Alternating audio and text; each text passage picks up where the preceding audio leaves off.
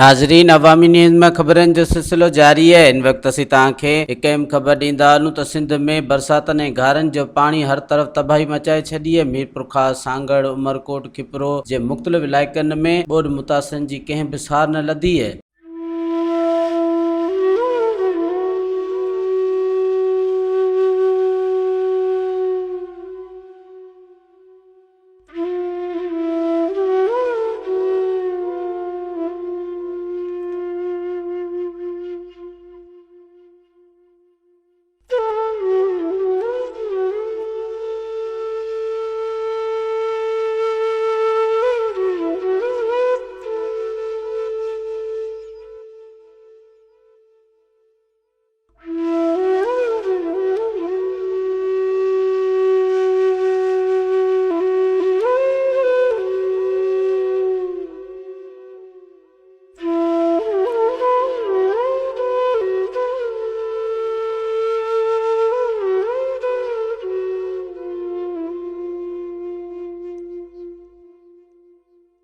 मज़ीद खबरों और तफसीलात के लिए विज़िट करें हमारी वेबसाइट www.awamiNewsHD.com।